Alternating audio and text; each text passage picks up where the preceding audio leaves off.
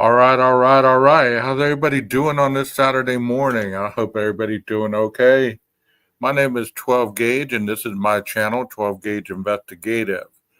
You know, I hope that everybody's enjoying the topics that I've been choosing lately.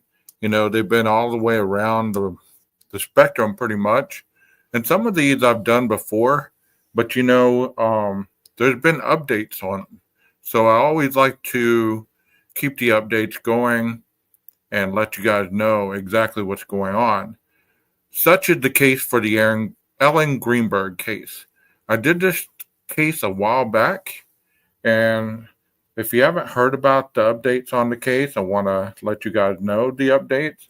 And I want to kind of go back in time and show you a little bit about the situations that have went on with this case so that you'll be acclimated. So if you hear anything in the future, you'll understand exactly what people are talking about. So without further ado, let me change the background. They're cheering for 12 Gauge. You see that? Isn't that cool? I like this one.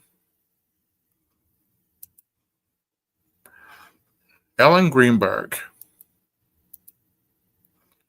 She was a school teacher, and she was murdered in her apartment. And I'm not going to ruin it for you, but there's been a lot of conspiracy with this case. And most of it has been heartbreaking because if you don't understand the case, you understand that her parents have tried to get her justice, tried to get the correct cause of death on the medical examiner's report. And, it's just terrible. So let's get into this. Let's start with this one right here. Do you believe that there was strangulation? Yes. To medical certainty? To reasonable degree of medical certainty, she was strangled. Yeah. I would testify in the court of law. I've said it in my reports. Do you think there's any signs of abuse before the death? I'm concerned about that, yes. And the reason I'm concerned about that is the bruises to the wrists, obviously, but there's extensive bruises to the lower legs. What is that about? Where does she get that? She's not a kickboxer. She's not in karate that I know of. She looks like a typical nice girl, very feminine looking. How'd she get those bruises down there? And Brian Enton joins me live now with this remarkable story that he has doggedly pursued. Were you surprised by these findings? I mean, this pathologist really thinks that this was staged. I was surprised by what he has uncovered. He's been working the case for 10 years, Ashley. He says it is staged, that this whole scene was staged, and that he has the evidence to prove it, that perhaps Ellen Greenburg didn't even die from the stab wounds. This is a highly respected forensic pathologist. He does autopsies, 4 different counties here in Pennsylvania, was hired by the Greenburgs. He's done 14,000 autopsies overall. He says he has never seen anything like what happened to Ellen Greenburg and all of this craziness that has gone on for the last 14 years. Listen to what he says about it being staged. When I look at the scene, first thing I notice when I look at it, and I think synthetically, is, oh my goodness, this scene is staged. How do I know it's staged? Because I see her back up against the cabinets in the kitchen. Her arms are down by her side. The left hand is holding onto a towel. There's no blood on the towel. There's no blood on her hand. There's blood to the back of her left hand. To the right are her glasses. Now, obviously, she's not sitting there stabbing herself and then wiping herself with the towel. Why does she have a towel there? And there's no blood on the base of the left hand. She didn't use her left hand, obviously, to stab herself. And there's a towel in there. Why would she have a towel in her hand if she's going to be stabbing herself? And there's no blood in it. Well, she didn't. Somebody else put it there. It's staged. He says the clean towel, Ashley, doesn't make any sense. He believes it came from the bathroom. He's frustrated that there was no luminol testing done. There was no testing by police done in the bathroom. Okay, so there was no luminol testing. There was no testing in the bathroom by police, and that could be infuriating, because without that type of testing, it's difficult to even know that there could have been a perpetrator's DNA or fingerprints or footprints or anything like that. Bathroom. He showed me photos in the bathroom. All of her stuff was packed up. Her makeup bag was packed up. Her cell phone was sitting right on top of her bag. He believes perhaps she was packing up to leave when all of this went down. He showed me the sink, by the way, the kitchen sink. And the sink, there was a pot scrubber and there was a sponge and there were 2 knives. None of that was tested, he said. So he's frustrated by the whole thing. I'm frustrated, but I'm angry. I'm just angry at the sheer stupidity and the laziness or whatever else was afoot here. The doctor was really great in terms of demonstrating how absolutely asinine a finding of suicide was. What did he say? Yeah, I mean, you call it asinine, and now, the big civil case that was supposed to happen in the courthouse behind me this week, the city of Philadelphia settled. They settled, and let's not forget, the medical examiner who did the autopsy has now said it was not a suicide. So everybody seems to be agreeing in that way at this point. But this is the way he explained it in terms of all those stab wounds, 20 stab wounds to the front of the back of the body. If you're going to call this a suicide, not a homicide, that somehow she stands up or leans over, stabbing myself. Oh, I get to get blood drops down there. Blood drops, get down there. Oh, not my hand, sorry. I used the left hand. Shouldn't have done that. Just the right. Blood drops. And then she falls to the ground. She's on it and everything else. Boot turns to the side. Oh, excuse me. Let me stab myself again and drop the blood on the side. Does that make any sense? No. No, of course not. Right? But that's what you're suggesting. I mean, you're not suggesting it. So there's blood drops there. They're coming straight down too. And there's hair here. I mean, why the heck's there hair in between here? What's that from? Now, what happens is when you get hair like this, sometimes the person is defending themselves and literally the victim actually pulls their hair out. But the other times, the assailant is pulling the hair out. Either way. This is interesting stuff right here. Like, it never made sense to me that she would have done something to herself. But, it's also interesting how he's demonstrating this stuff. You got hair here in the middle. Does that make any sense to anybody? Of course not. Thanks for watching. Go to joinnn.com.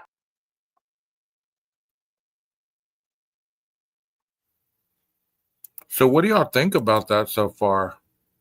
I know that y'all probably been highly invested in this case because it's a strange one for sure. And I hate the fact that her parents have had to deal with this insanity for so many years. And here's the next video. Let me know what you think. We have new developments in the Alan Greenburg case. Today, a judge in a civil suit ruled that there is enough evidence to go to trial. Now, Greenburg's family sued several Philadelphia city officials, claiming that the investigation into the 27-year-old's death caused them emotional distress. The Manayunk teacher was found dead in 2011 from multiple stab wounds. Her death ruled a suicide. Today is 15 years that Sandy and Josh Greenburg have been waiting to have the opportunity to go to court. This case is intentional infliction of emotional distress by the defendants on Sandy and Josh for covering up the homicide of their daughter as a suicide. So the medical examiner's report said Greenburg was stabbed in the head, the neck, and the chest. Her death was first ruled a suicide, then changed to a homicide, and then back to a suicide. The family's attorney, Joe Pedraza, says the defense could not give a solid explanation for the manner of death. So when there was no support for suicide, obviously the inference is, well, then why is it being called a suicide? There must be other reasons. And we believe part of that reason is misconduct and just terrible investigative acts by the Philadelphia Police Department. So this is one of two cases that's playing out in court. The first was filed in 2019 and seeks to have Ellen's manner of death changed from suicide back to homicide or undetermined. It's now before the Supreme Court of Pennsylvania. Now, as for this case, jury selection begins Monday at 9 a.m. We also reached out to the city and the police department. They said they could not comment on pending litigation, but the trial. She looked like her mama and her dad. She had her mom and dad's looks. That is, obviously, right? Come on, 12 gauge. Get with the picture here. I'm cleaning my lens because it's looking a little fuzzy up there. How the heck is everybody doing? Are y'all awake yet or what? The chat's looking mighty slow right now. I don't know if it's because you're waking up. I don't know if it's because it's Saturday. I don't know what's going on, but let's get this chat flowing. Let's get some folks up in here.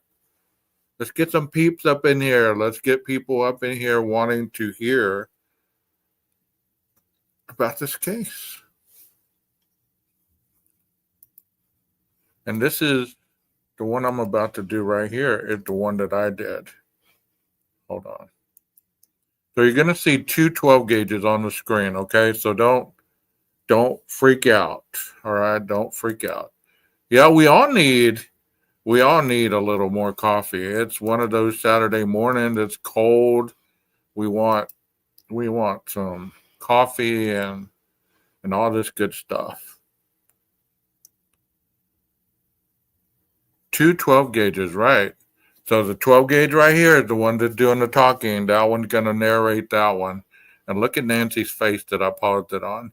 So let's get it going. Let's get it going, everyone. Let's go. Wakey, wakey. Here we go.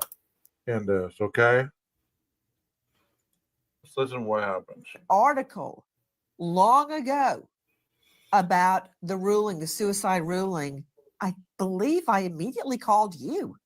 Because how can anyone, stab themselves 20 times that we know of? And we also know about the phenomena of overlapping stab wounds where someone is stabbed in the same spot. We're dealing with that with Brian Kohberger's case right now. So there may be more stab wounds, but I'm going to go with 20. I'm going to go with 20. How can you stab yourself 20 times? And I had to write these down in preparation for talking with you this morning, Joe Scott Morgan, when at least three of the stab wounds could be deadly. For instance, stab wound E, as in elephant. Y'all pay attention to what Nancy's about to say because this is really important. And I think that people miss things like this because they're not really understanding what she's saying. But listen to what she said as far as the stab wounds. Because any other crime that you will be prevalent to in the future, you will understand what she's talking about. Because these stab wounds are important. They're a part of the investigation that you can understand exactly what happened during that situation and what did not happen, because this is where the speculatory things run rampant. This is where people go with, well, this has happened and this couldn't have happened and blah, blah, blah. No, when it comes to stab wounds, they're very specific. They're very, very specific. So pay attention here. Certainly fatal. Stab wound H, happy, fatal. Stab wound number 2, very likely fatal. Stab wound K had to be inflicted with a serrated abrasion. But I find that the wounds are diametrically opposed to each other regarding trajectory path. In other words, there are vertical stab wounds, there are horizontal stab wounds, there are oblique stab wounds. One that bothers me the most, actually two, is the one basically on top of the head. How do you attack yourself on top of your head? And the Exactly, Nancy. How do you stab yourself on the top of the head? Right here. Why would you stab yourself on the top of the head? And as we go along, you're going to see the autopsy reports. You're going to see where the level of stab wounds were. You're going to see the knife. You're going to see a lot of stuff. This is a long, drawn out live. This is one of my favorites, I think, because I was able to show the autopsy, read the autopsy, give you the overall effects of this crime. Thank you very much. This is my 12 gauge hat. See, this is gauge. It said 12, but it got cut off somehow. But my favorite part right here is the bullets on the brim. So yeah, why don't you go check out the merchandise? Go get you one. Thank you so much, Jeff. Thank you for being here. Leslie and Billy, thank you for being here. You can get some of that energy. You know how I get mine? I usually work out and drink a lot of water. That kind of flushes everything out. I'm not always energetic like this. Sometimes I'm sipping coffee like it's going out of style. Aquarius, get you some more coffee. Get that blood pumping. Do some jumping jacks in place, whatever it takes. Anyways, 12, calm down a little bit. Let's get this going. Wound where her dura of her spine is cut. How do you do that to the back of your neck? And then last and most importantly, some of the wounds were inflicted post-mortem, after death. Her heart was not beating. How could she keep? Okay, how could you keep stabbing yourself if you're dead? I think that's what lower 12 is going to say here in a second. Let me let him speak. Stabbing herself. I mean, how? The thing about stab wounds, Nancy, is that every time an edged weapon is introduced into somebody's body, a pain center fires. So over and over again, you mentioned the number 20. So, and even for our listeners that are following this. Okay, it says, here's the autopsy. It says 20 stab wounds to the chest, abdomen, and back of the neck. There's an incision wound on the scalp, 10 stab wounds to the back of the neck, ranging from 0.03 centimeters to 8 centimeters deep. One of the neck wounds cut through the spinal cord, multiple bruises in various stages of healing. So there's 20 stab wounds just in the abdomen, the chest, and the back of the neck. You're telling me that somebody's going to sit there and stab themselves in the back of the neck? I want you to, whatever you're doing right now, this lady was right-handed. So if you're, right-handed, or take your dominant hand and try to, stab yourself, think of stabbing yourself 10 times with one of those kitchen knives that we saw, where it's ranging deep enough to cut through the spinal cord. That is pretty deep.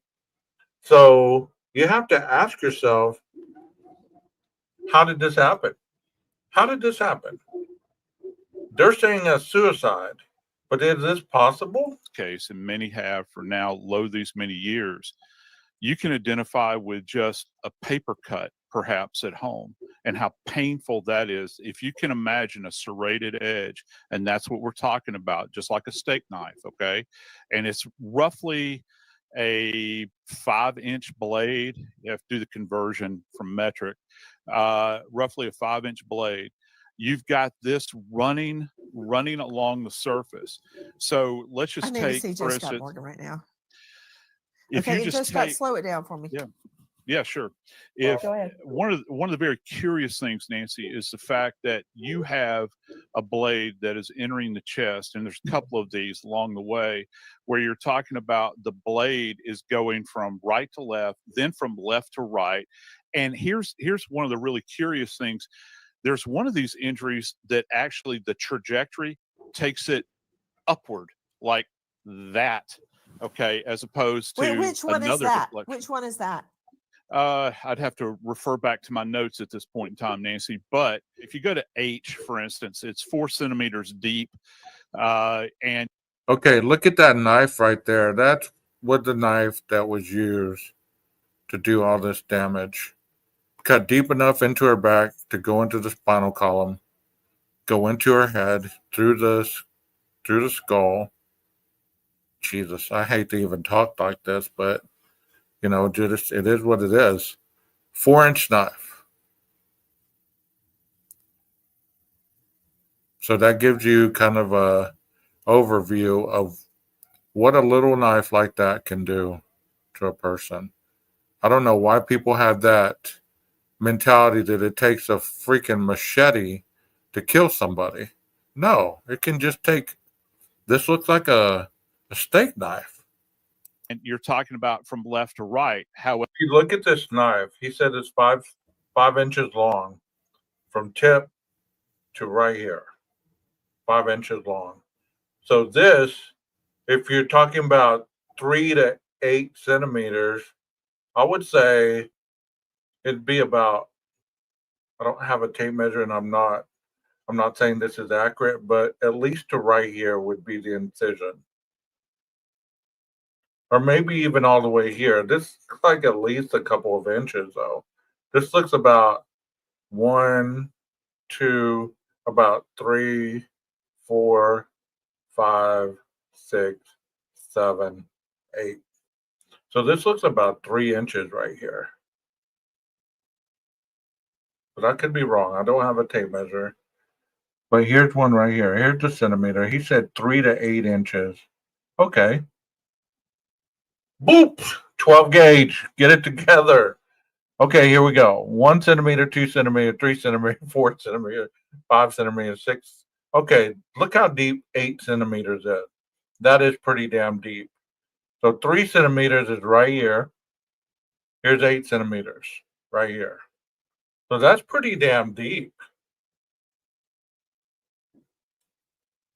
To be stabbing yourself in the back of the head 10 times, that is pretty damn deep, don't y'all think? There's no way that, in my mind, somebody could do that. Yes, you're right, Jeff. It's an inches on the bottom. The centimeters are on top. The reason I was talking about the centimeters is because he said it went in 8 centimeters. So I guess that would be a little more than, it looks like 4 inches, 4.5. Maybe, yeah, 4.5 inches is 8 centimeters, something. I don't know. Don't get me to lying. I'm showing my ignorance here as far as reading a tape measure. Here we go.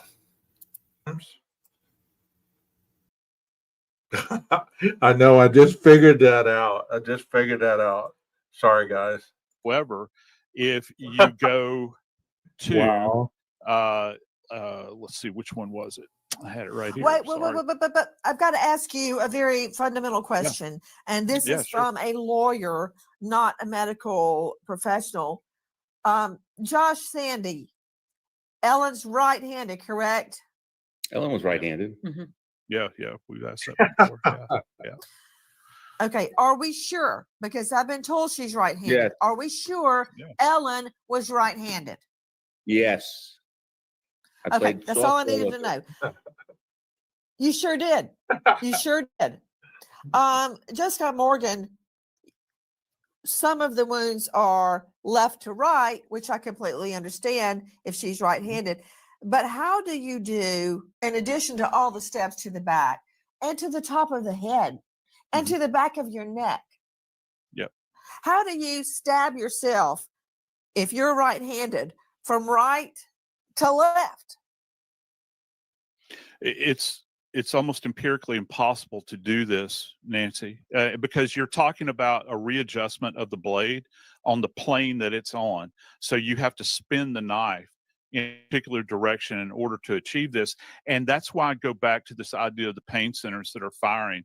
So in the midst of all of this so-called frenzy that would have. So he's talking about having to spin the knife to get that kind of dynamic going on. So all this is going on while you're stabbing yourself. I mean, I could see yourself, not saying that suicide could not possibly happen, but there's just a lot of evidentiary areas where it doesn't make sense with a suicide. But as he's saying, you'd have to spin the knife in order to get that going on. So come along with a suicidal self-inflicted stab wound, you're having to readjust the knife backwards. You would invert the knife and then pull it back to the original orientation. In addition to that, and we're talking about now the injuries that are posterior on the back side. I don't know how. Okay, wait. anyone I would think I accomplish just figured that. out what you were saying. You know what? Okay, there's the crime scene. There's part of it. As you can see, there's blood splatter, and this looks like she was trying to get up. Like maybe that might be a handprint and it was a smear. This might be some fingers. I don't know. This is a big puddle of blood though, right here. And here's some more blood splatter. The thing that intrigues me about blood splatter, I don't know if y'all watched the Dexter series on Netflix, but he's a blood splatter expert in there. And he was explaining this the other day. And I know it's a series and I know it's a movie or whatever, but they try to be as accurate as possible because they have a lot of people trying to debunk them. So they say that, when it's blood splatter and it's close by, the blood splatter is kind of like sprayed at a certain direction that the stab is happening. So if the person was right here and they were standing up and they got stabbed from this way, there'd be a squirt possibly, or it'd be down. Whichever direction the knife went in and came out, that's the direction the blood would splatter. And especially if they took the knife and slung it like that, then you would see a spray of blood go across this. But we're not even certain that this is where it happened. I don't understand why there's so little blood, just like Nancy said. But also what I came to understand in another series that I was watching on the OJ trial, he was talking about, and it's not splatter, it's spatter. I've been corrected on that, so I'm correcting that. Anyways, he was saying like whenever somebody's walking, the head of the blood sprays in front. So if the blood is from the back, then the tail would be toward the back. So it tells you the direction of the movement based on the tail of the blood. So I thought that was interesting. I learned that the other day on the OJ presentation that I did on here. Any blood spatter experts in the chat? Just a little puddle right here with 20 stab wounds to the chest and the abdomen. Was this lady pregnant? Was the individual trying to get rid of the... No, I'm just stretching there. I don't want to do that. You're going to have to work on your testimony, Joe Scott, because it took me that long to figure it out. I think what you're saying was, let's pretend I've got the knife. To get those serrations on her body, she'd have to take it out of, she'd have to take the knife and turn it around and commit the next stab. Yes. And that is because we see which side of the knife is cutting her. So she'd have to, okay, here's an example. You know how there is the American and the European mode of cutting your meat? Europeans allegedly hold the knife and the fork, and they never swap. The American style is you swap, you cut the knife, you cut the meat with your right hand, you put down the knife, you take the fork out of your left hand and put the meat to your mouth. You swap back and forth, right? Correct. That's what you're saying would have to happen here for these serrations to be performed by Ellen. She'd have to turn the knife around and then continue stabbing herself. That did not happen. And again, there is no person of interest. There is no suspect. All there is a big... Okay. So if she's stabbing herself with this knife, as most of you who are true crime advocates and haciendos, you're very involved in true crime and hearing about it and things of that nature. You have to understand that when you're stabbing yourself with a knife, At one point, this is going to become very bloody. And your hand's going to slip. And there's a potential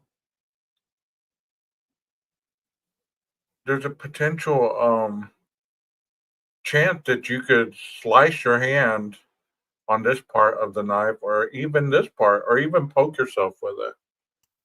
I don't know if you've ever stabbed. I got this 12 gauge. I have a question in the chat. Let me address that first, and then let me say what I'm gonna say. Rondi has a question. She says, "I wonder if she had any wounds on her hands." That's an interesting question. That I don't know if that's addressed further on, but that's an interesting question to understand. I mean, that would show defensive wounds, right?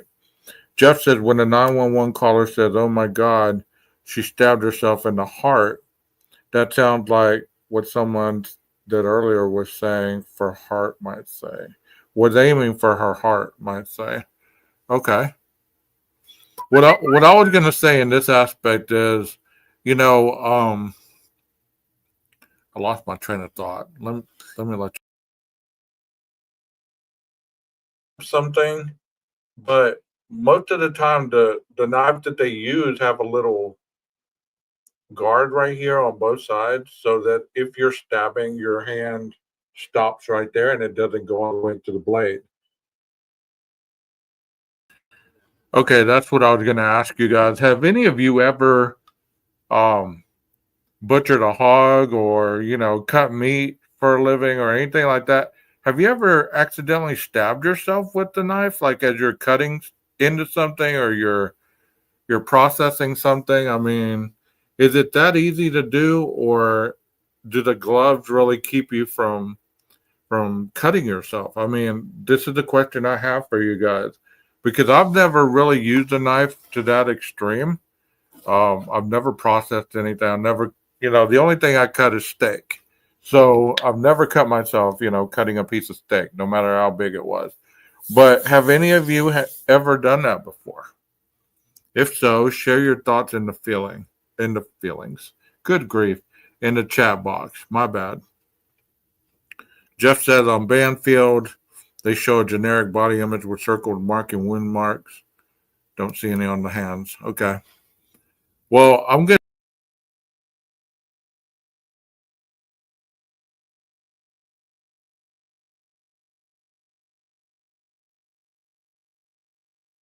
But this doesn't look like there's any blood in this area, so the individual obviously had a good grip on it. It would be interesting to know if she had any kind of what kind of bruises she may have had on her hand.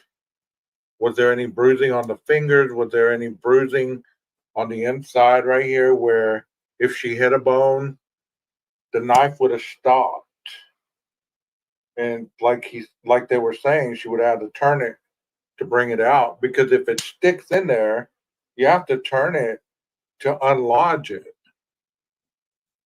It's not like the movies where they're good, clean, stinking mess, because this case was not investigated. Tom Brennan joining me. Can I please add one more thing? What? Okay. Could I stop you? No. Yeah, sure you could. But one of the biggest faux pas here relative to this report, and you're breaking a norm here with this autopsy report. Nowhere in this autopsy report are the length of Ellen's arms mentioned. And when you're talking about, and I've been involved in over 7,000 autopsies, Nancy, and anytime you're talking about knife wounds and you're talking about self-inflicted event, you have to measure the arm length to see if this is even possible for this to occur. This has never occurred in this autopsy. We've talked about this in the past. And so I cannot understand why in the world they would not have taken the time to do. Right there, she has her hand clenched. I'm not saying that this was the time, so don't get all crazy on me. But she has her hand clenched. So imagine if she killed herself, she would have had that knife in this hand. Look how long her arm is, right? Could she have went back over her head, stabbed herself in the neck 10 times, an abrasion right here on the back of her head, and then stabbed herself in the chest 20 times, and then stuck the knife in after she was already dead. You tell me that's possible? If you tell me that's possible, then you're a used car salesman for real. Schultz. Why in the world they would not? Joe Scott, I thought you were Yeah. waxing philosophic again on the No. art of a medical examination, but I've never heard that mentioned before. The length Yeah. of her arms were not Yeah. taken into consideration, or whether she was right-handed or left-handed.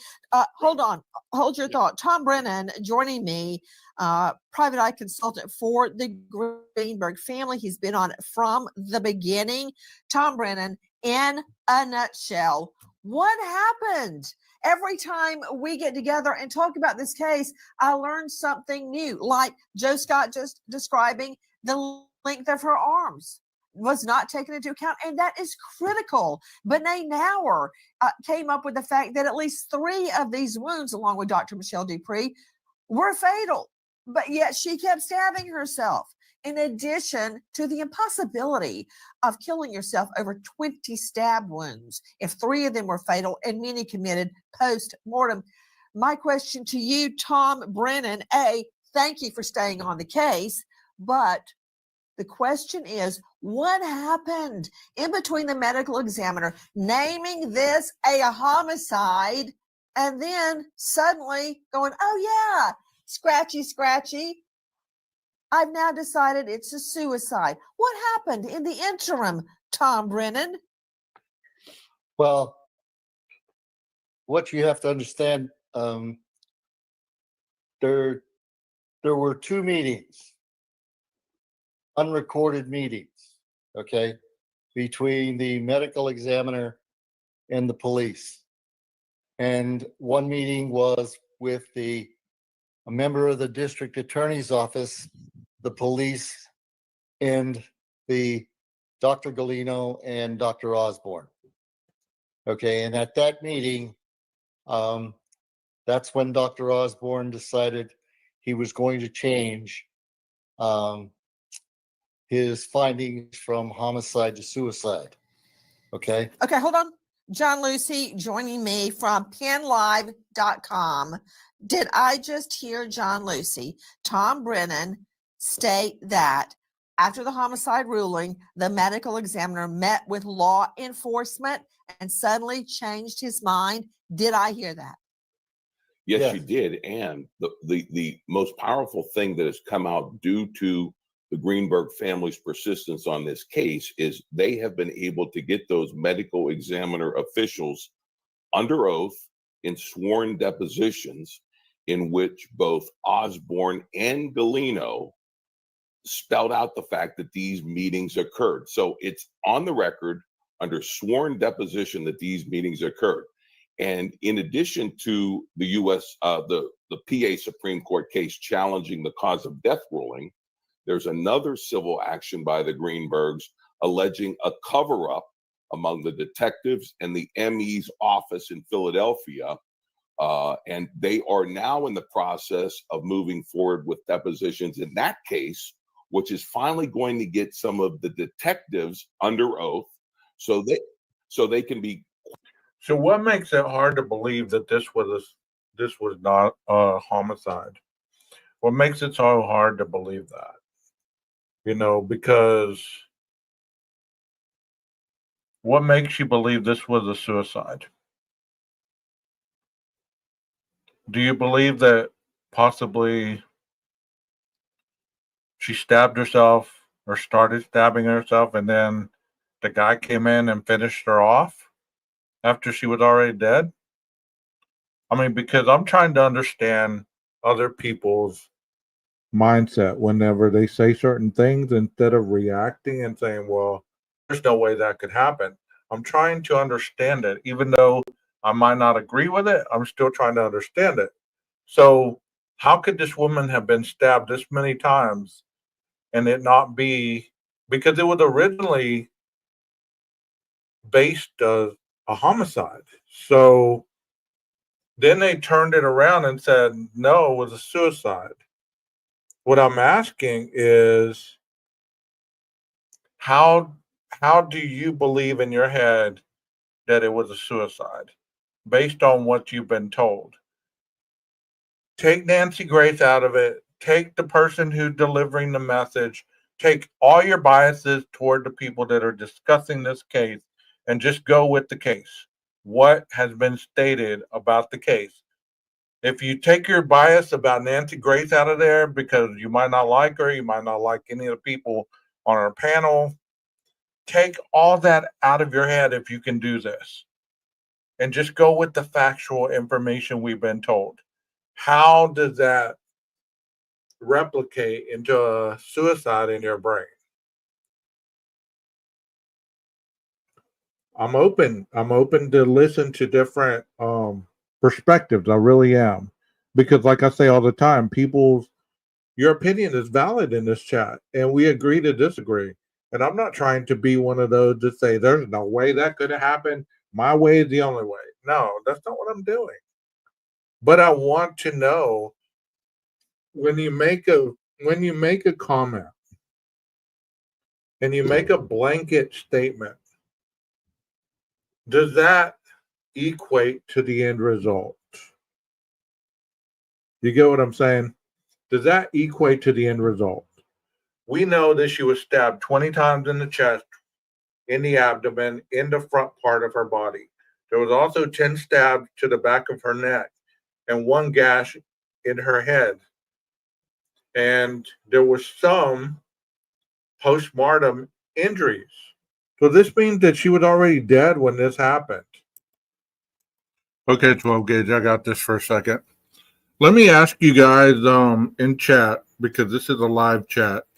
This that I'm going over with the past live that I did. Let me ask you guys a question.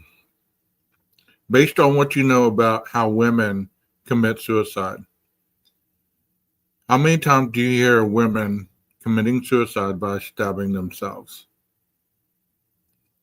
Research it. Google it, chat, GBT it, whatever. And then put that information into what you've been told. Woman stabbed 20 times in all those different areas. Does that still make sense in your mind? If it does, it does. Like I said in there, whatever you think is your opinion. I mean, that's what it should be, But during this chat, I was having some people challenge me, and that's why I was kind of getting a little irate at it.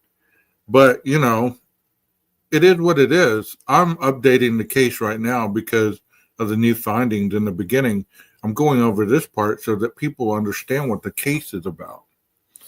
And Rondi has a statement. She says, I'm wondering if the boyfriend did it. Wouldn't he know this couldn't be a suicide because it's overkill, isn't it? I would think so.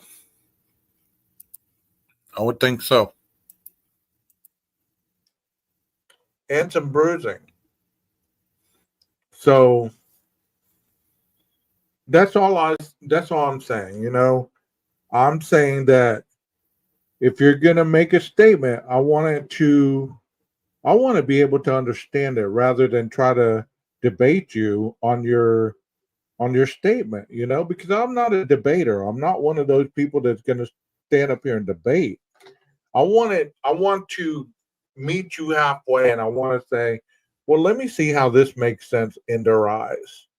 That's all I've ever said about any case. You know what I mean? And that's what I hope that you understand, because I want to meet you halfway, because I want to be able to see your position on it, other than you're right, I'm wrong type thing. I don't want to get into all that.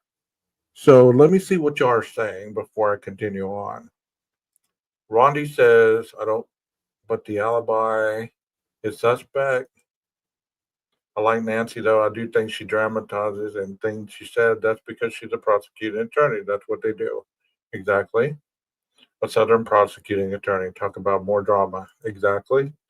I would like to know if the police saw him on a camera, because if they did, that means somebody else did it and maybe he put them up to it. All the stables so deep sounds like crime of passion. Exactly. She wouldn't have to herself if she hadn't displeased him. What do you mean by displeased him, Twiz? What do you mean by that? I've heard you type that twice now. Displeased him how? I believe she was stabbed in the front of her body first, and then when she slumped over and started to fall, that's when whoever was stabbing her got her in the top of the head and back up. See, that makes logical sense to me. Also, the backstabs, as I was looking into this the other night, before I was putting this stuff together, if she was standing over the kitchen sink or she was preparing dinner, I think that's what they say later on, is that she was standing over the sink and whoever did this surprised her. So they could have started stabbing her from the back first. She turned around to fling, you know what I'm saying? Like in defense mode type stuff. And then the frontal stabbing start. I don't know if that makes sense at all or not, but it is what it is. Let's go. I want to continue. Let me fast forward a little bit because I talk long-winded here. Just want it to make sense to meet you halfway, because there's a lot of statements that are made and people make them without any kind of follow through, and that it starts rumors that way. Women usually take pills or carbon monoxide in the car. They usually don't shoot themselves or stab themselves, make a bloody scene. I've heard that too. I've heard that women don't want to put the burden on somebody else cleaning up after them once they commit suicide, and I've heard that more than once. Yeah, sarcasm over text has gotten me in a lot of trouble for being a smart person. I don't learn. Well, there's nothing wrong in this chat. You know that. You've been in here for a while, so whatever you say, I just want to meet you halfway.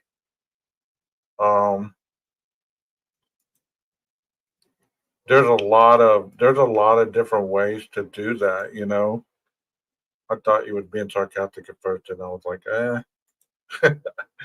But the kind of lock, like a hotel lock, do you have the picture of it? Yes, they showed that in the very beginning more than once. And I think him kicking the door in puts a lot of suspect with the first person who was there. Occam's razor, as we talked about. What is the most logical explanation? That's why whenever they say the boyfriend, the fiance, the ex-husband, the ex-lover, whoever, that's why they're always viewed as the potential suspect first and got to be cleared, because who's the closest to the person that was murdered? And that makes a lot of sense. I mean, right. There was a hook lock. Let me see if I can find it right quick, and then we'll get back to the video.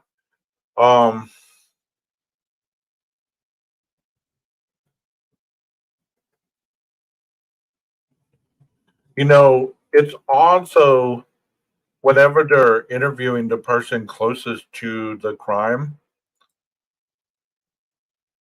what would be the motive for that to occur? You know what I mean? Like he said he went to the gym.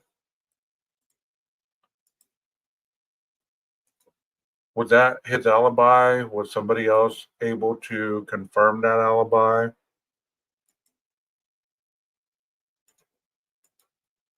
Let me show you the lock or the latch. There's one that I found really quickly. So this was the latch, okay?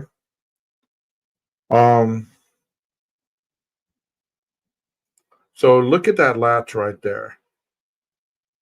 I don't know if you've ever locked yourself out of a hotel room, or you've had somebody in the hotel room while you went off and they locked that. A lot of times those things are pretty damn secure. I just got off vacation and I had some kids in the room that would lock me out like that every time I left the room. So, I tried to open that, like open it a little bit and push the little ball area to the end to, unlock it without them getting up and doing that. And it's hard to do. It's difficult to do unless you're very proficient at breaking into doors like that. I could never do it. So I'd shut the door and beat on the door, and then they finally get up and unlatch it. But so the door was latched like that. He stated that the door was latched like that. How do we know unless the door was kicked in and the lock it out of the wall? Yeah, I mean, we don't know. We don't know. Yeah, I got locked out. They did it on purpose. Hey, SRB, how are you doing? Thank you for being here. Who works out for 30 minutes? Well, no comment. And why would she kick the door in if it was locked instead of try to call her? Maybe thought she fell asleep. How would he move? That's a good question. Like he went to the gym and then he returned. You'd think since he'd been in that area or been in that room, he would have had the door key. Yeah, you locking 12G out. You're right. You would think that he would have the door key, or at least. So here's the thing: if we're looking at logic, right? We're looking at logic because that's how I look at things on this channel. We're looking at logic. How was this door locked like this? If there was somebody that came in and did this, and then they left and locked the door behind them like this, was there another? That's what's confusing to me. Is like this door was locked and latched from the inside because he couldn't get in. He couldn't get in. The boyfriend, after he worked out, he couldn't get back into the room. How could he have latched that behind him? You get what I'm saying? Like they supposedly went in. She started, as Rondi said, cutting up some fruit and stuff, and he went to go work out. He works out for 30 minutes. It's sus, really. He didn't have to lock and latch. What do you mean?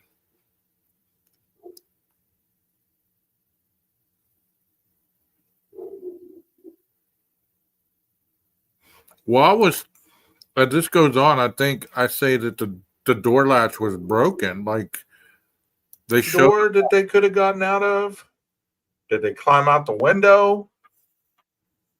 How would the killer have gotten out of that room? And I think that's why it's so imperative, because you've heard other cases where the door had been shut behind and either locked or jammed where somebody couldn't get in. How did they get out of that door, closing it and locking it to the point where somebody had to break in order to get into that door? Does that make sense at all? Because we've heard in other cases that that's happened. He would have called her phone or text her and be like, open the freaking door and try to get a different way instead of kicking the door in. You're right. But there's no getting in. There's no getting in these little things unless you bust the door down. No, this isn't a picture from the crime scene. This is just a latch that I found. If it was already broken, could he have had latched it on his way out? That's a good point. There's no evidence he kicked in the door, is there? Well, she stated, hold on a second, she locked him out, got pissed and kicked the door and then stabbed her. Let me rewind this a little bit so that you can see exactly what was said. Hold on, let me see if I can find the door. It's at the very beginning. Right here where he does the 911 call. Let me let you hear the 911 call. So we're at 2539. So somebody write that down in the chat. Let me let you hear the 911 call. 2539. Here's the 911 call for you guys. Okay. If I could ever clone myself. There he is. What's up, 12? Hold on. Let me unshare that and reshare the. Man, bro, you got a hell of a tan going on. 2539.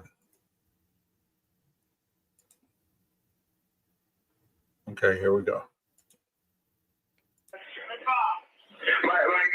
I went downstairs to go work out. I came back up. The door was latched.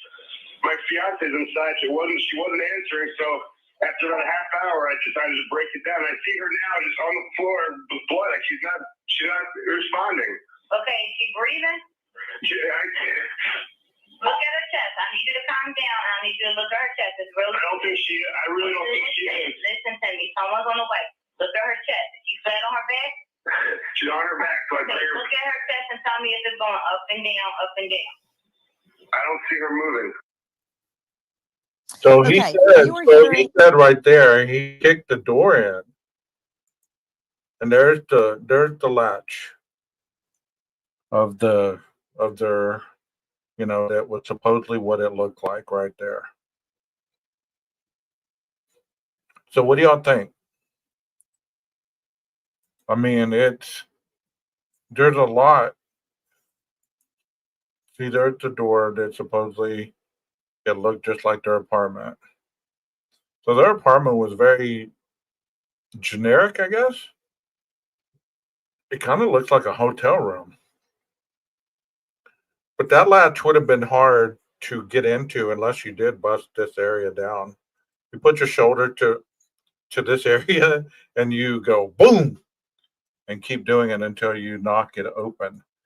But how did nobody hear that? How would nobody have heard that? You get what I'm saying? He waited 30 minutes to break the door down. No chance. Yeah, that's what I stated at the very beginning. He didn't sound like he was out of breath. He didn't sound like he was too interested in getting help. The doors are hard to get into, especially with that deadbolt. Okay, well, that's what I'm trying to say is this was a homicide. This was not suicide. Was there someone with him when he supposedly broke in? Good question. Good question.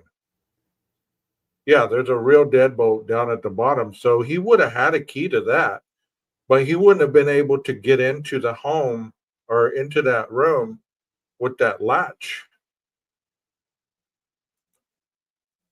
On the door handle, there's a real deadbolt. Wasn't that locked? Well, he possibly could have had a key to that. No, he's never sarcastic.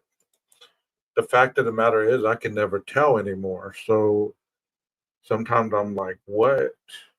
So what was it again? 2538? 2548? So that's looking at that door latch right there. I mean, excuse me. What they're saying is the door was locked and it was latched. So how could he have left the room? I mean, she could have latched the door behind him. It just doesn't make sense to me. It doesn't make sense. But like Rondi was saying, how do we know if the door was really latched? Well, do you think he opened the door, latched the door, and then like broke it to make it look like he kicked it in? Is that what you were saying? Because I'm trying to figure it out, what you meant by that. Where are we at? Let me scroll up here. 2539. Okay. Yeah, so I mean there's a door that kind of looks like the door they were talking about.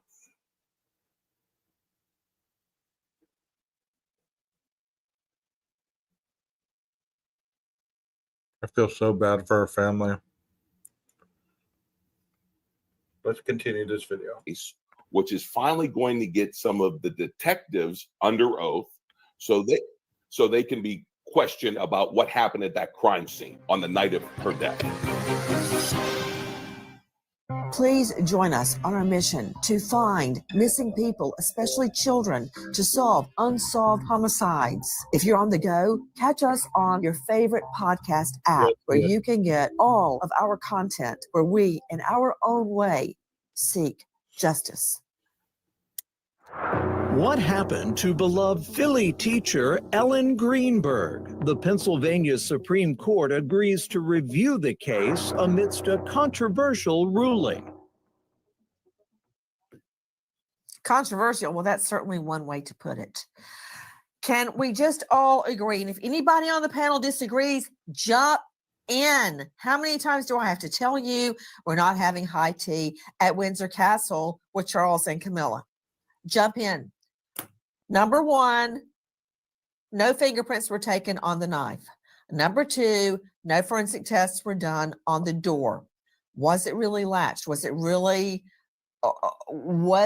broken into? What really happened? Was there any evidence taken regarding fingerprints on the rest of the cabinets? Was luminol ever used? Why was her laptop and her cell phone taken from the apartment? Why was the cleaning crew called in to clean the apartment before it could be fully processed? There are so many questions. See, these people have insight that we would take as being okay. Well, they know what they're talking about because they've gotten the paperwork. We don't have the paperwork in front of us. So when she said, why was the cleaning crew called in before it was properly investigated? That's a hell of a question right there. And if that is true, I'm not saying it is, or I'm not saying it's not. What made them call the cleaning crew?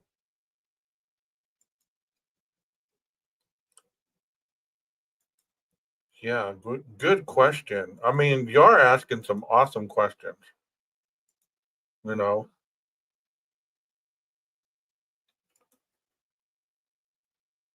Yeah, he sounded mad. Watched. Cover up. So,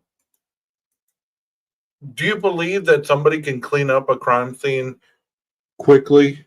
I mean, be realistic here. We're not talking about movie type of cleanups. We're talking about running in there. He called 911. So you're telling me if he was the killer, he cleaned it up and they didn't do any kind of test to see if there was a cleanup?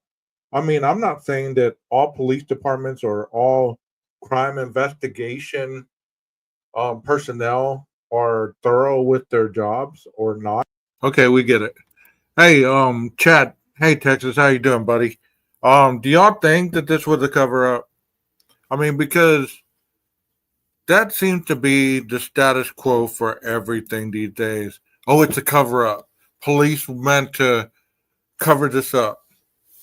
You know, there's a difference, but learn the wording. If you mean that the police messed it up, that's one thing. Messed it up and covered it up are two different meanings. So learn the wording. Like if you're going to say the police made a terrible investigation job, I could be behind that. I could get behind that. But just to make a blanket statement like that, well, the police covered it up. There's no reason why they would cover it up. Like, what would be the reasoning behind that? What would be the reason that they would cover this up? Not thorough, but that would be something that you'd look into, I would believe, you know.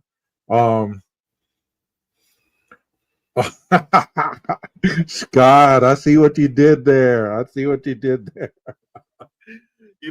But I would say that, you would be able to see if there was any bleach used to clean it up.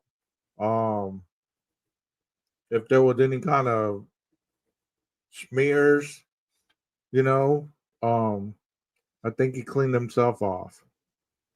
What? Very rushed. Yeah, he didn't have 8 hours.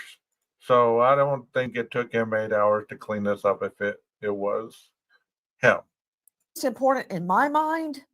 What happened in that closed door meeting? Medical examiner and members of law enforcement who ruled it suicide on the scene before any investigation. What happened in that meeting? Joining me, an all-star panel to make sense of what we know right now. But first, more of the 911 call. And remember, no one has been named a person of interest. No one has been named a suspect. But I can tell you this was not a suicide. Why has this case been suppressed? What is it that law enforcement, I'm talking about the district attorney's office, I'm talking about, yes, I'm saying it, the attorney general's office. Why don't they want this case investigated? What's the problem? Listen to this. Okay, do you know how to do CPR? I don't. Okay, I can tell you what to do, okay, until they get there. I want you to keep her. Oh, God. Hello? Yeah, hi, okay. You're willing to do CPR with me over the phone until they get there? I have to, right? Okay, so get her flat on her back, bare her chest, okay? You want to rip her shirt off. Okay? Kneel down by her side. Oh, my God. Allie, please. Listen, you can't freak out, sir. Okay, I'm trying not. Her shirt won't come off. It's a zipper. Oh, my God. She stabbed herself. Where? She fell a knife. Oh, no. Her knife's sticking out. What? There's a knife sticking out of her heart. She stabbed herself? I guess so. I don't know where she fell on it. I don't know. Okay, well, don't touch it. Right So there. many things are I don't jumping know out if at she me from fell that on it. 911. I don't know if she fell on it. How could you fall on a little steak knife like that? That is some movie stuff right there. You see that in the Asian, Japanese samurai swords. You fall on it to kill yourself. That is some movie stuff. Oh, I'm not saying that I think that she committed suicide. I'm saying it was a homicide. I'm not on the part that they covered up the homicide or trying to say that it was a suicide. I believe that the medical examiner got it wrong. I definitely believe it was a homicide. I agree with you. Yeah. Don't take my comments wrong. I'm not saying that this was a suicide. This is definitely a homicide. Stuff right there. And the fact that he's like, what aggravates me, and I'm gonna vent right quick. What aggravates me is the 911 operators. They annoy the crap out of me, especially when they play the 911 tapes. And I know that they're trying to just keep the person calm. But at a particular point, why are you asking so many freaking questions? What, when, where, how? Is she this? Is she that? What did you do? Da da da da da.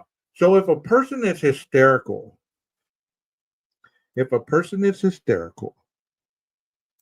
telling her, look, I'm over here. But that guy wasn't hysterical. He seemed so freaking calm, did he not? I'm going to shut myself up because I get on my nerves when I get on that. Here we go. Where the medical examiner suddenly had some sort of an epiphany and named the multiple stabbing a suicide. Based on the deposition of Galino and Osborne, there were detectives who were handling the case who were pressing their own version of evidence of suicide. And the things that are named in the deposition as their evidence is the lack of defensive wounds on her hands. In other words, If she was being stabbed by an assailant, you raise your hands and you have stab wounds on the hands. That was one. And the second thing that was mentioned by those. They need to stop interjecting themselves into the crime scene investigation like that. Stick to the freaking evidence, bro. Stick to what you see, what you hear, what you can videotape, what you can get fingerprints and DNA and all this stuff. Quit trying to solve the crime or put your own theory behind the crime. Right? Is gone as well. I think I was getting aggravated because I was having some people in this chat that were just being asinine, and they were just putting all kinds of stuff in the chat, and it was like aggravating me because I was trying to present this in a way where I was going against it being a suicide, but people were talking in various ways where they were trying to present in the chat that they thought that it was a suicide and all this and that. So the upsetness of my voice in that is due to that. So I'm just clarifying that for you guys. Well, and that's all on the record. Wow. The bizarre case of Ellen Greenburg, the 27-year-old Philly teacher found dead in her own home, stabbed 20 times, ruled a suicide. What happened to Ellen? Let me understand something to you, Jessica Morgan, professor of forensics, death investigator, and author. Were her fingernail scrapings ever taken? Do we know? No, not to the best of my knowledge. No. And that's you have heard. What did they get at this crime scene? Like, what evidence did they get? It sounds like they just went in there and looked at her and said, "Oh well, she killed herself. Nothing to see here." It's like they didn't do the fingernail to see if there was, an attack going on. They didn't fingerprint a knife. They didn't do any of that. What did they do? What did they do? That is just crime scene 101, bro. You've heard bandied about that there were no defensive wounds. Mm-hmm. What say you? And also, what do you make of markings on Ellen's neck and multiple bruisings across her body in various stages of healing? Yeah. And we refer to those in forensic pathology as resolution. And so you've got multiple areas of small bruises, contusions that are in various stages of healing throughout the body. And that's certainly very interesting. And I remember asking Josh and Sandy years ago, I think we had a conversation. I said, did Ellen have a problem walking or a problem with her gait, or is some kind of inner ear problem where she had some kind of problem with balance? She's bouncing off of walls and furniture and all, and they couldn't come up. They said, no, that wasn't the case. So, why would she have? And I even wanted to know if she had some kind of disorder, blood disorder or something. Maybe she's just spontaneously bruising. I have no idea. But none of that. Well, I can think of an explanation for that. She was a teacher. So, some kids, they run up to you, or they're just a little rough when they're hugging on you, or they're always tugging on you. Or maybe, she got hit by a kid. I mean, I'm looking outside the box. I'm trying to be, also in the beginning of this video, when I played the beginning and the medical examiner were talking about her having bruising and stuff on her, around her lower legs, I was thinking just now, what if that was her trying to, let's say she got knocked to the floor. What if she was kicking back against the attacker, and he was punching her legs out of the way or something? I mean, you just never know. These things are hard to understand sometimes because we're not there. And many times what looks obvious is really not that obvious because we're only hearing somebody's perception of what they see and what they assume could have happened, including myself. Objective here. I'm not trying to say one thing or the other, but it could be.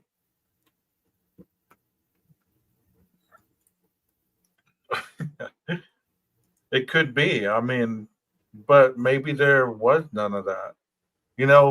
All that goes into the investigative process is you try to determine, just like this man is saying, you try to determine what would have caused those bruising. Were they fresh? Were they from a boyfriend? Were they from, you know, working out, a gym injury? Did she fall out of bed? Did she slip in the shower? Because a lot of times people hurt themselves without it being a malicious act. Hell, I fell on vacation. I fell off there was a pool and then there was a wooden step thing. Well, I wasn't paying attention and I stepped down and I face planted. Had I bruised, would that mean somebody was beating me? No. None of that could be proved. Back to the markings on her neck. Weigh in. Yeah, when we're talking about markings on the neck, Nancy, that's something that is so crucial relative to their current status at autopsy, relative to how fresh they are. Are they going through resolution at this point in time? And I think that it's very important in this case because the neck on anyone that is being stabbed is a point of contact where a perpetrator would place their hands on somebody's neck. It's a point of control in order to drive a blade into somebody's body. That has to be examined very, very carefully. To Sandy Greenburg, what do you make of the fact that no luminol was ever used at the scene? The scene was cleaned by professional cleaners. Thank you, Nancy. Her fingernails were never scraped. And I firmly believe that there is evidence her body was moved before police or first responders got there. I'm horrified that she was treated so poorly, and I'm embarrassed for the Philadelphia Police Department. They wouldn't do that to if any of their children were in this situation. They wouldn't be treated like this. She paid taxes and she deserves the same justice and the same attention that everyone else gets. Exactly. Or should get. Exactly. I'm just very curious, John Lucy joining us, journalist, Penn Live, and the Patriot News of Harrisburg. Why her fingernails were never removed to see if she scratched anyone. How, with a straight face, a medical examiner how could he state she had 3 potentially fatal stabs and kept stabbing herself? After that, those debilitating stabs, how she stabbed herself in the spine, nicking the dura, and kept going, how she got stabs on the very top of her head, virtually impossible. No luminol was done, and very, very significant, John Lucy, there was dried blood going horizontally across her face, dried that way. Yet she was found by first responders sitting up, slumped up vertically against the kitchen cabinets. The blood should have been going down, not across. That indicates staging. John Lucy. Well, we call that the wrong way blood, and it's one of the many anomalies at the crime scene that was treated as a suicide scene the night of her death and thus never preserved and never processed. That is the original sin of the. So she was found slumped over with the knife in her chest. So in theory, you would think that all the blood would be being pulled by gravity toward a downward trajectory. And that's only common sense. But it seems like these police departments, either they're so rushed to get all as little evidence as possible, or they're just lazy. They just are incompetent. They've outlived their ability to do their job thoroughly, or they just don't care. Who knows? Because a lot of police departments are understaffed, and that's no excuse to not do your job. Because there's multiple areas in the police department of various, there's forensic, there's CSI, there's all of these areas that investigate a crime. So it's just not one area that investigates the whole crime like you see in the movie, So what kept them from doing their job? And then they lose paperwork, they lose evidence, they lose. Where's the chain of custody forms? Where are the chain of custody forms to show that you even collected this evidence? Where is all this information that's needed whenever you investigate a crime scene? Where is it? They need to start holding these police departments or whoever investigates these things accountable. This whole case, and that's why this case, even if it goes. So look at this area right here. It said she was found against this, slumped over. Okay, was it right here in the corner? Because logic says that if she was bleeding out, this would be where most of the blood would be. Was she trying to get up right here? Was this her head rubbing against this area, being pushed backwards, held down while she was being stabbed? Because that looks like a smear. Like if she had a gash on her head or in the back of her neck, like they say, it's only logical to think that somebody would be holding you against that, to hold you still, to stab you, or holding your neck against that to stab you. Because no matter what people think or believe, we are fighters, and we're built to not give in so easily when there's something that is trying to kill us. That's just human nature. We're not built to just succumb to whatever comes our way. That's why they're saying there was no defense wounds. But still, there's a reason for that. And maybe she was already the stab or the stab or the slice to the spine. Maybe that cut the nerves to her arm so she couldn't fight back. You just never know. Maybe the stab to the chest or to the abdomen, maybe it sliced a nerve or a vasta nerve that kept her from fighting. A stab to the chest. If you are sliced or stabbed in this area, what usually happens is your arm goes limp. And I've discussed this in other videos with another case. Or if you're even sliced, that instantly makes your arm lunge forward. It's kind of like the rubber band effect. You're sliced because these muscles and tendons are so tight, it makes your arm go extended rather than like this.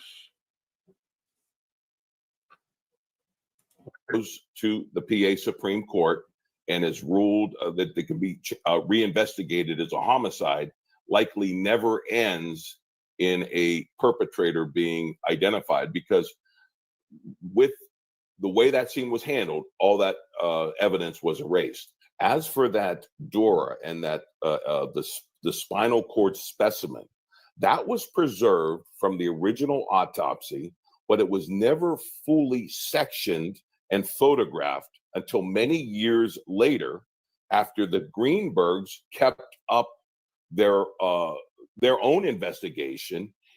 And Bellino finally turned that dura over to another assistant ME. She processed it, she investigated it, and she's the first one to put on the record in a sworn deposition that the spinal cord wound had no bleeding associated with it, meaning it was a post-mortem wound. And that is all on the record in the sworn depositions that the Greenburgs have secured as part of their lawsuits. The body of Ellen Greenburg is transported to the medical examiner's office with the knife still lodged in her chest. Dr. Marlon Osborne discovers Ellen has been stabbed 20 times in the chest, neck, and head. 10 of the stab wounds are to her back and neck. 8 of the stab wounds are to her chest. Dr. Osborne notes that the knife embedded in her left chest is through her clothing. Ellen Greenburg is wearing 2 shirts when she is stabbed, and the defects in the shirts are consistent with the underlying wounds. And more significantly, listen. Performing the autopsy on Ellen Greenburg, Dr. Marlon Osborne notes that beyond the stabs to the back and the neck area, Ellen also has a 2-inch stab wound to her stomach and a 2.5-inch long gash across her scalp. Ellen also has 11 bruises all over her body, her right arm, leg, and abdomen that are all in various stages of healing. Dr. Marlon Osborne rules Ellen Greenburg's death a homicide. I don't understand so many aspects of this case, but Sandy and Josh Greenburg breaking their silence now. How could Ellen, who is right-handed, stab herself repeatedly in her right arm? How? How do you, with your right hand, stab yourself in your right arm? And who could keep stabbing themselves after 3 fatal stab wounds? The whole thing is just I can't say it on the air, but it is just a big mess. It doesn't make any sense. None of it makes any sense. The fact there's 2 knives makes no sense. The fact that the way the wounds are make no sense. The fact she has a brutal wound on the top of her head makes no sense. Sandy, why is it so important, as you've stated in the past, to clear Ellen's name? She's already lost her life. Why is it important to you that her death be fully investigated? It's wrong. And for me, I need to be able to lay my head on my pillow at night and know that I did everything I needed to do. And this is very important to me. Why? Of course it is. My heart goes out to you. My heart goes out to this family. Yeah, she said that there was 2 knives. 2 knives. Well, I'm not too familiar with the case either, but maybe we can talk about criminology and the aspect of investigation and things of that nature if you're down. All right, just let me know. But my heart goes out to this family. Like, they do deserve justice. They do deserve to know what went on. As in everybody's families who are affected by any kind of loss. They don't need to be jerked around and told one thing and then just say, oh no, it wasn't this, it was that. There's too much going on and too much being hidden from these families. It makes you skeptical to even call the police. I guess that's why people don't call the police first off. They call their family, they call their friends, or they call whoever, and then they call the police. You know, it's just weird to me. You know, it's just strange to me. But then they're the first ones that are attacked or they're left in the cold because the investigators don't want to tell them the truth. What keeps these law enforcement agencies, not all of them, but just like bad cops, what keeps these bad agencies from telling the parent the truth? A, we didn't investigate it thoroughly. B, we have incompetence in our police department. C, we don't know what happened. Because like I said last night, 50% of all murders are unsolved. So when people think that, you know, a murder is instantly solved or people or the police department is going to take preference to your case versus another, these parents and these people have to keep on them. This was 11 years in the making before they were even granted all this information that they've been granted. 11 years after their daughter has died and been buried. You know, they had to fight to be heard. That's terrible. In America? Really? Do you believe, Sandy, that anyone would want to cover up the true nature of Ellen's murder? When we were being deposed by the city for the lawsuit, I had 5 different attorneys questioning me and insisting, trying to put words in my mouth and insisting upon this being a suicide, which it clearly wasn't. I was just so, professionally speaking, I would be so ashamed of myself if I were them. But why? My question is, why would anyone do this? There were 2 reasons. A, the police did a lousy investigation. B, someone's being protected. I can't think of any other reasons. We wait and we pray that justice will unfold in the murder of Ellen Greenburg. We stop now and we remember American hero Detective Sergeant Mason Griffith, just 34, shot and killed in the line of duty. He is survived by a grieving wife, Jennifer, and sons, Trevor and Jason, sentenced to life without their father. American hero Detective Sergeant Mason Griffith. Thank you to all of our guests, especially to Josh and Sandy Greenburg, my friends. But thank you to you for being with us and to our new MSM family as we. Okay, Nancy, thank you. Thank you for covering this. And I know it's been a while that you covered this. Let me see how long ago this was. When I did this, it says 3 days ago. Okay, here's the highlight of it. It says, at 27 years old, she and longtime boyfriend Sam Goldberg have just sent out save the date cards for their upcoming wedding. A blizzard is beating down on Philadelphia and school is dismissed early. Sam Goldberg leaves Ellen at home around 4:45 p.m. to work out in the apartment complex gym. When Sam arrived back less than an hour later, the door is locked from the inside. For more than 20 minutes, Sam pounds on the door, texts and calls Ellen, but she doesn't reply. He breaks down the door at 6:33. He finds Ellen on the floor of the kitchen, stabbed 20 times in the chest, the neck, and head. As he is on the phone with 911, they ask him to perform CPR, and he tells them there's a knife still stuck in her chest. First responders arrive within minutes, and Ellen is pronounced dead at 6:40 p.m.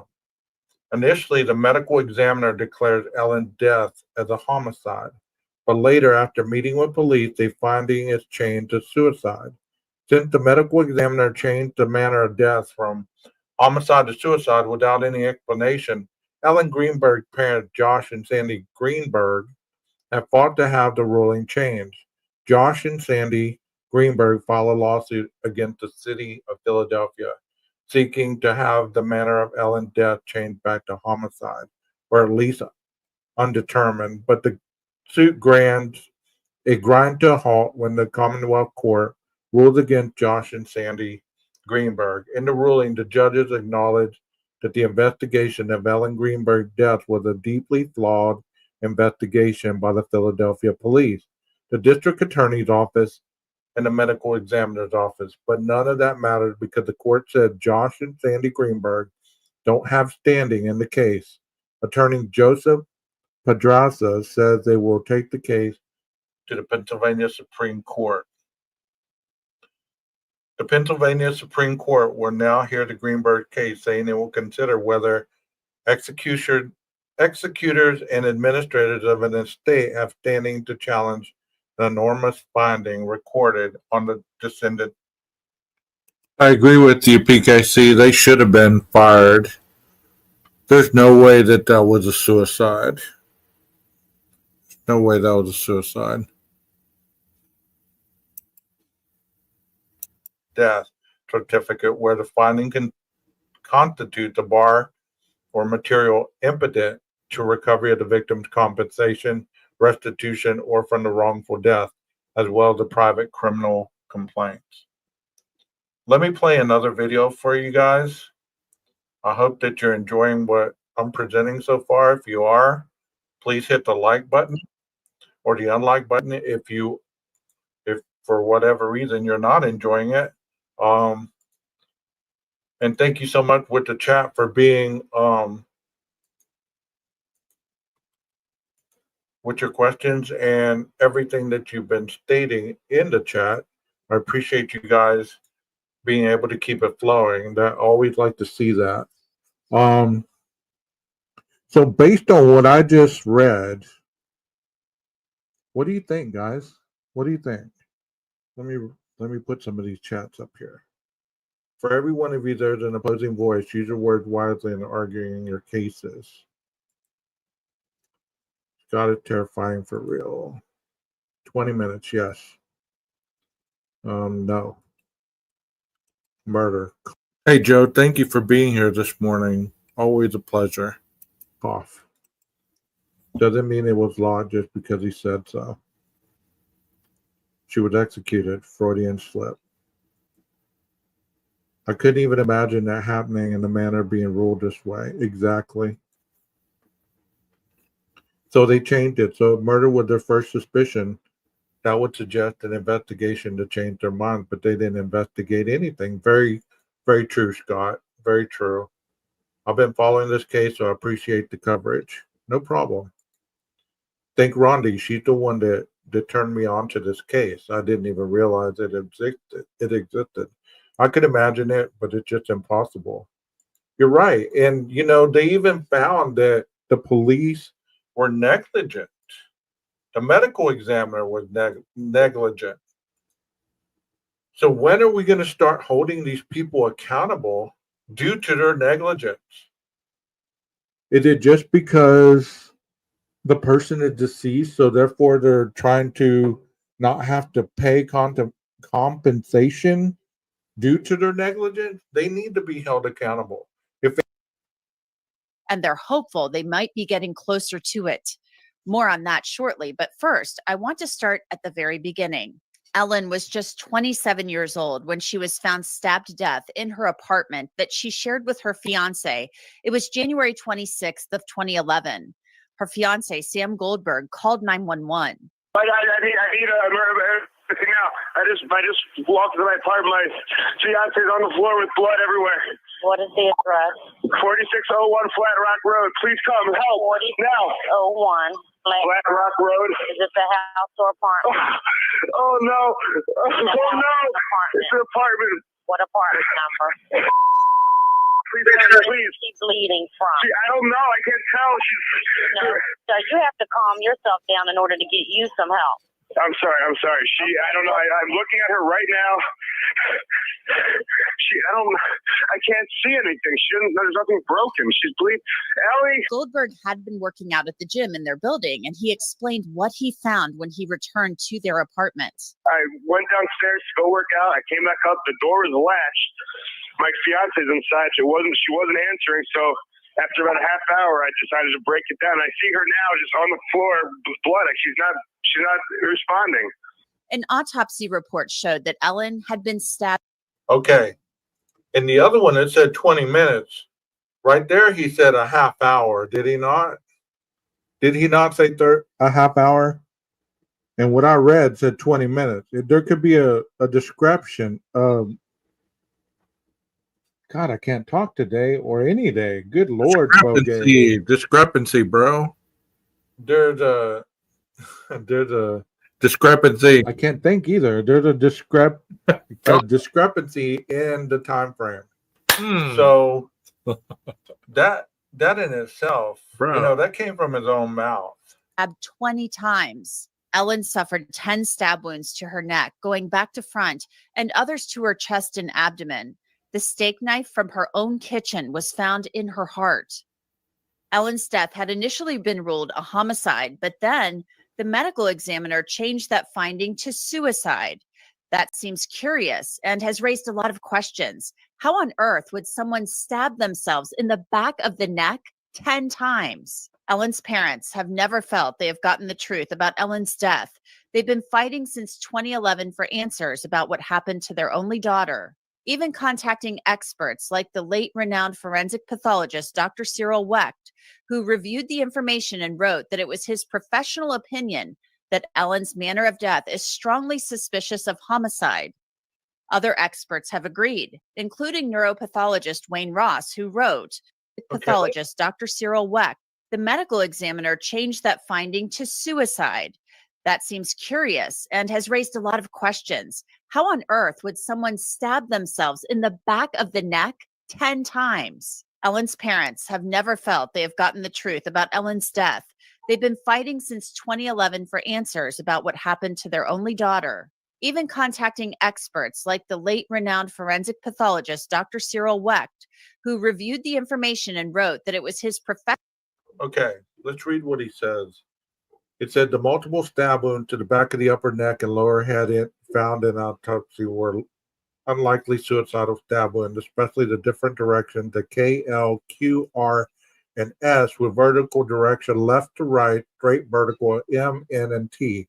So these are based on, the little paperwork that has the body and it has little alphabet codes. That's what he's talking about. So this would be A, B, C, all that. And the right to left horizontal O and vertical P. The locations of the stab wounds high up to the back of the neck and lower back of the head are also unlikely for self-inflicted wounds. A suicide victim will frequently leave a note. There was none. There was also no indication that the descendant was suicidal from the standpoint of her own family, friends, professional associates, and the psychiatrist who had evaluated her. There had not been any indication that she had intention to commit suicide or was depressed during the day she was found dead. She seemed her usual self in the morning when she had a telephone conversation with her mother and later in midday during the texting with a friend at approximately noon. It would be important to find out from the fiance how she behaved barely half an hour before when he left the apartment, as he claimed.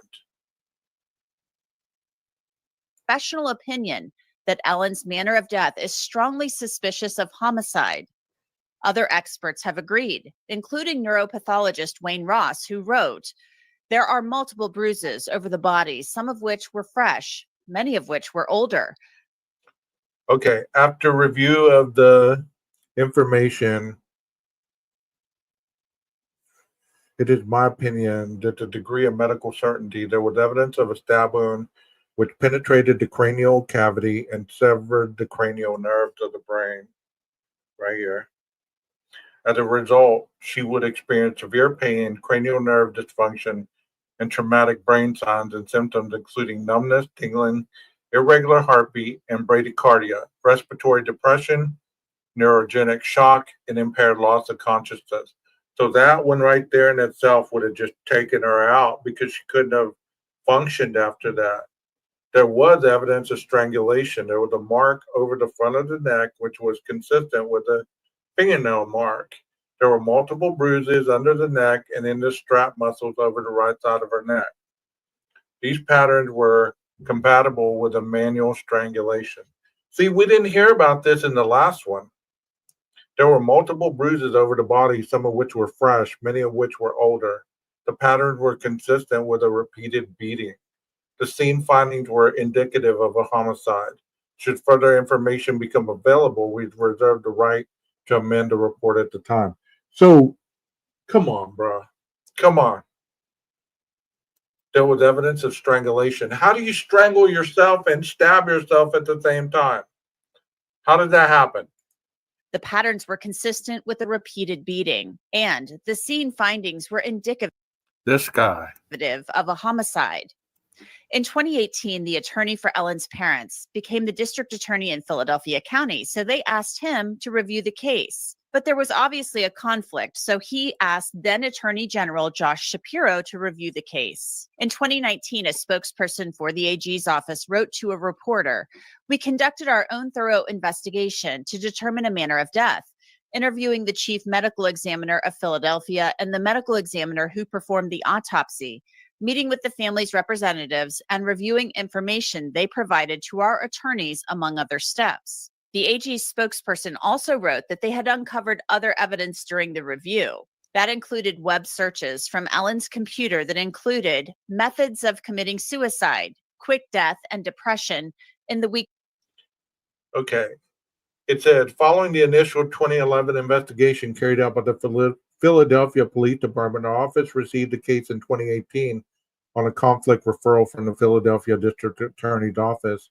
We conducted our own thorough investigation to determine the manner of death, interviewing the chief medical examiner of Philadelphia and the medical examiner who performed the autopsy, meeting with the family's representatives and reviewing information they provided to our attorneys, among other steps. Among the additional evidence we reviewed were web searches for methods of committing suicide, quick death, and depression done on Ms. Greenburg's personal computer in the weeks before her death, and text messages between Ms. Greenburg and a family member on the day of her death showing the descendant in serious mental distress. Our office has concluded the evidence support that this is a manner of death. Accordingly, we have communicated our findings to the family and the representatives. We have closed the investigation. Come on. Glitter sent this to me. I'm gonna put it up on the screen, and we're gonna go over it right quick, and then we'll get back to the video. Let me see if I can make it a little bigger.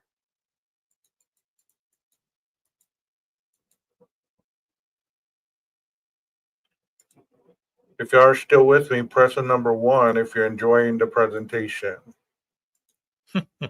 Press the number 2 if you're undecided. I think this is interesting, especially with all the information that we're going over. I like doing it like this because it is factual. It's not just speculatory. You know what I mean? Oh, no, we don't know. And that's what makes it so interesting to me is it's not based on speculatory situations. Oh, me too, 12. Keep it going. So it says on 126. Let me see. Can y'all see that pretty good? No, not at all. Make it bigger. Okay, it says that at 12611 in 1931, Detective Sierra 9103 of homicide called to report the death of the above descendant found in her apartment with a knife in her chest. At the scene, I arrived at the scene in 2027 and was met by 5th District Police, Snipes 6358 and Young 6960 holding the log. Sergeant Ferguson, Detective Veal, and Detective Revel, and assigned DC 11-5001577, Homicide Sierra 9103, and Peters 851 arrived a short time later. The descendant's fiance, Samuel Goldberg, along with his family and some friends, were also present. The background: the descendant's fiance, Samuel Goldberg, reportedly left the descendant at the apartment around 1645 to go to the gym. He returned around 1715 to 1730 and was unable to get into the apartment. He opened the door with his keys, but the door was secure from the inside. He proceeded to try and contacted the descendant via text messages, telephone calls, and emails for approximately an hour before he forced entry into the apartment. An apartment security man was reportedly present during the entry, so there was somebody with him.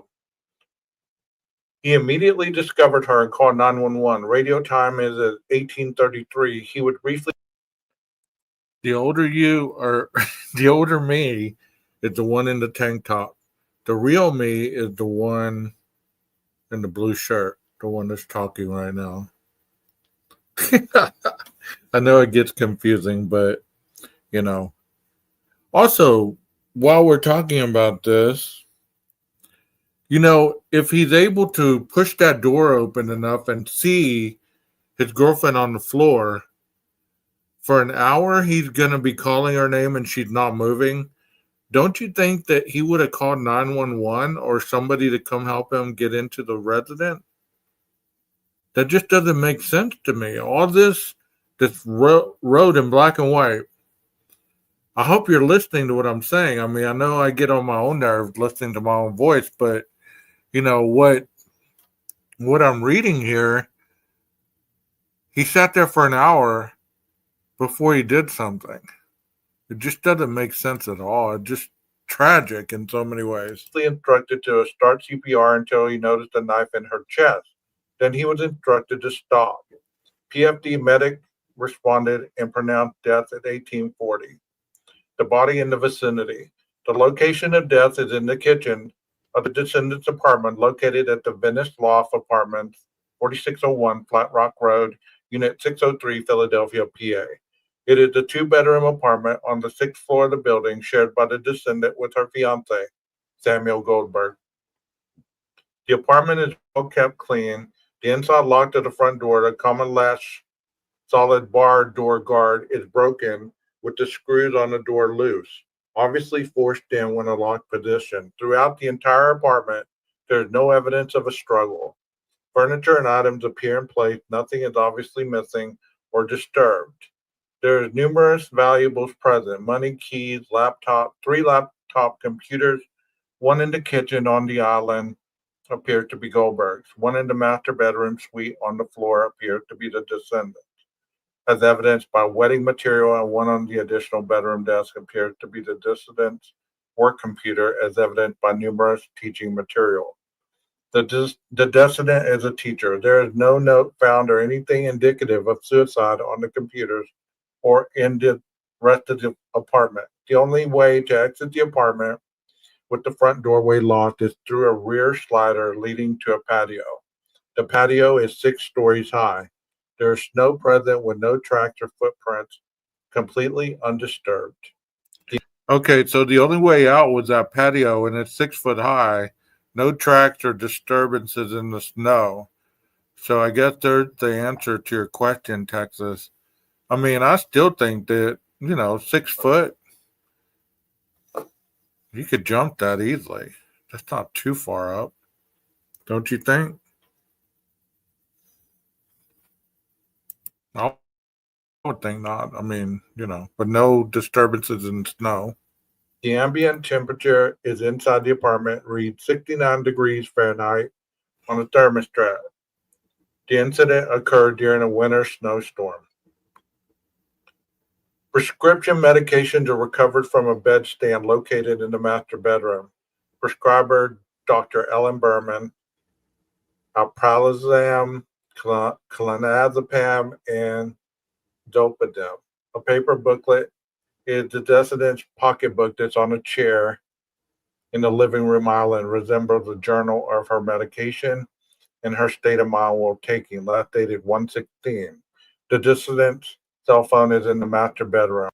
I mean, I think even though we're going all over this case to kind of get refreshed on it and stuff, the fact of the matter is a woman lost her life. A woman lost her life, and still to this day, there's not been anybody responsible for it. They did no fingerprinting of the bathroom, no fingerprinting of any other area in the apartment. They didn't fingerprint the knife. They did. I don't know if they did DNA on the knife or not, but as Nancy said, they didn't fingerprint the knife. They didn't do any of this. A lot of negligence. And who would have wanted this school teacher dead? She was a school teacher. Who would have wanted her dead? Did somebody kill her, then go down to the gym and say, okay, the deed done, walk out the front door? The boyfriend came up. Everything, he said took place. I mean, it's just very shady. The review of her call and messages log reveals.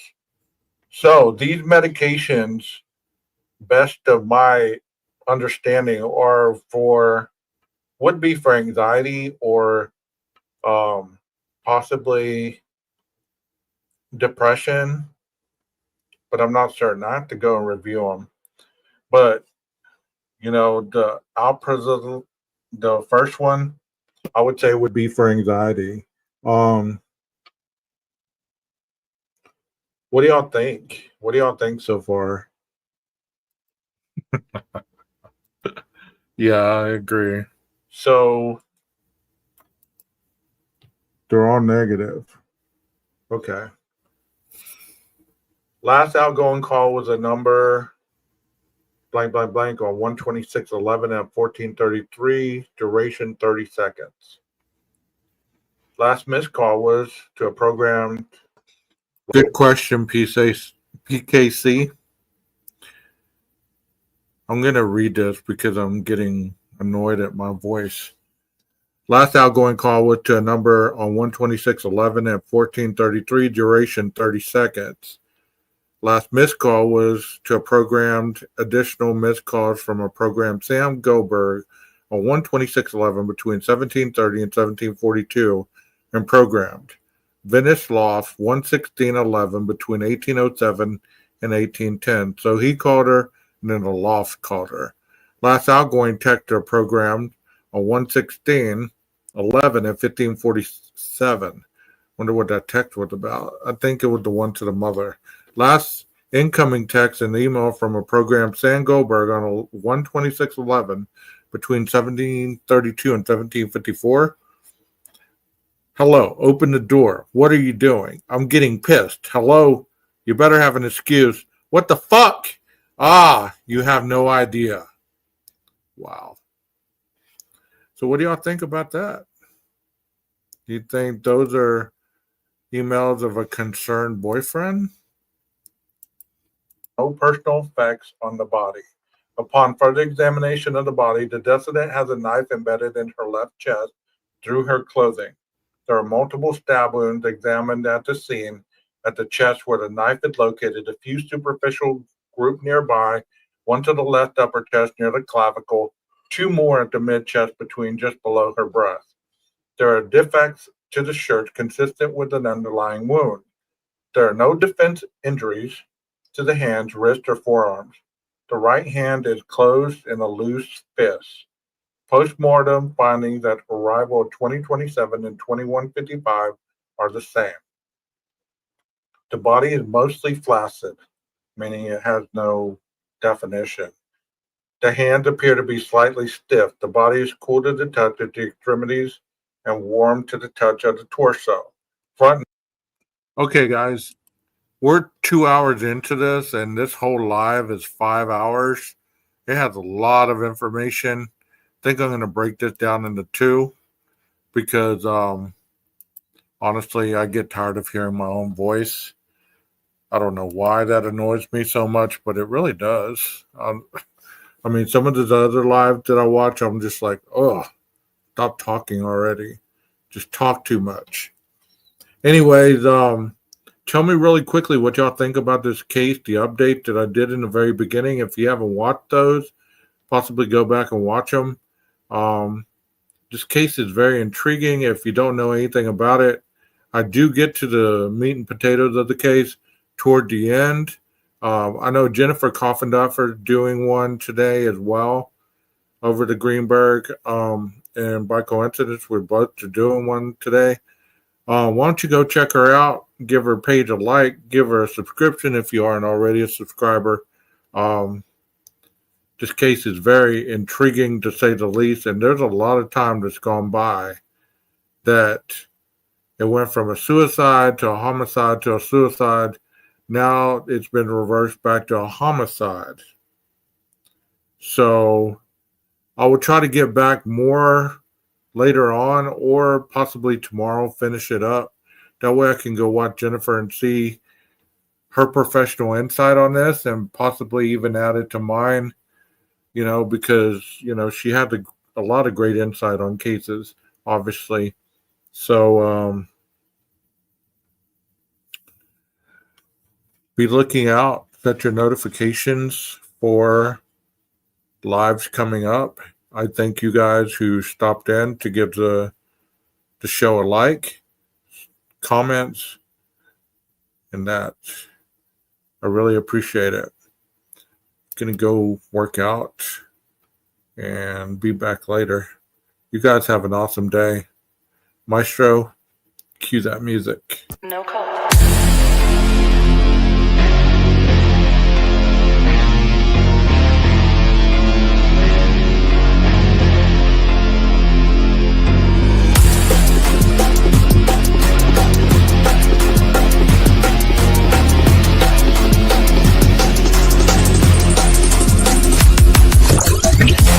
Warning, Neo detected. Warning, Neo detected.